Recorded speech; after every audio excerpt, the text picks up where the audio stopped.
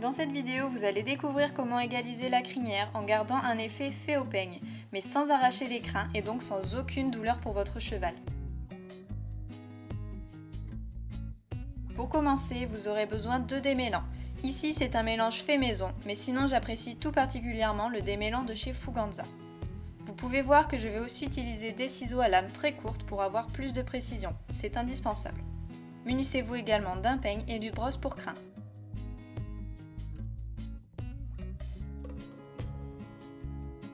Dans un premier temps, je dégage le passage de tétière pour bien délimiter le toupet de la crinière. Notez l'importance d'avoir un cheval qui répond à la pression pour baisser la tête à notre niveau, c'est quand même bien plus pratique.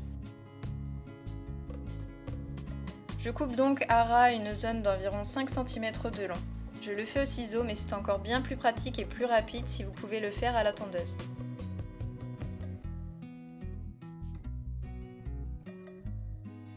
J'applique ensuite du démêlant sur la crinière pour qu'aucun nœud ne résiste.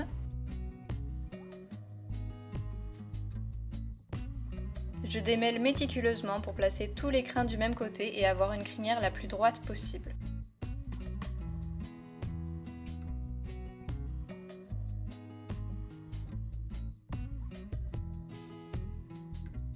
Je souhaite obtenir une crinière courte d'un travers de main environ. Je place donc mon peigne pour me faire un repère et coupe grossièrement les crins pour enlever de la longueur. Dans cette étape, ce n'est pas important que ce soit mal coupé et qu'il y ait des escaliers puisqu'on va retravailler toute la crinière.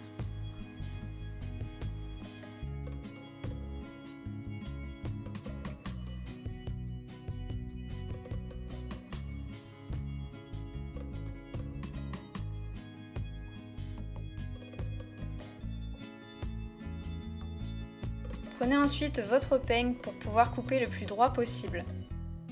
Pour bien couper votre crinière, l'astuce est de réaliser un piquetage, c'est-à-dire de tenir ces ciseaux la pointe vers le haut, comme les coiffeurs peuvent le faire sur nos cheveux. Ainsi, vous coupez les crins en biais et le rendu sera bien plus naturel que si vous les coupez droit.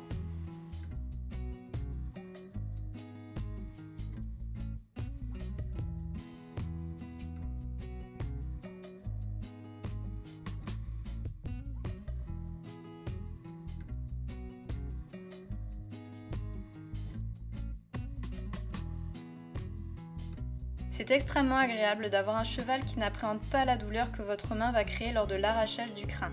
Une nouvelle fois, vous participez à son confort et pensez à lui avant de penser à vous.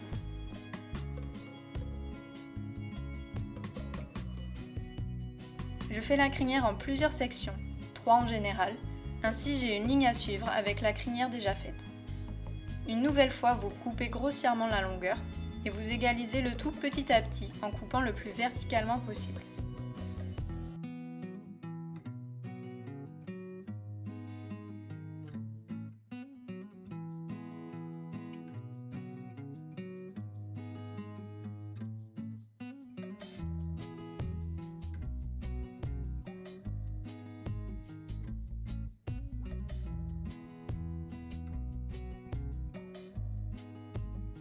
Au début, vous passerez un peu plus de temps à faire votre crinière, mais c'est simplement le temps d'avoir le geste sûr, puisque vous arriverez progressivement à la faire aussi vite qu'au peigne.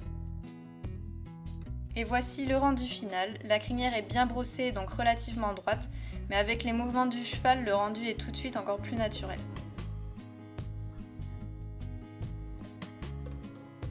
Bon, en revanche, pour le toupet, Bali est une cause perdue, donc je peux vraiment pas vous conseiller. Merci à tous et à très bientôt dans une nouvelle vidéo.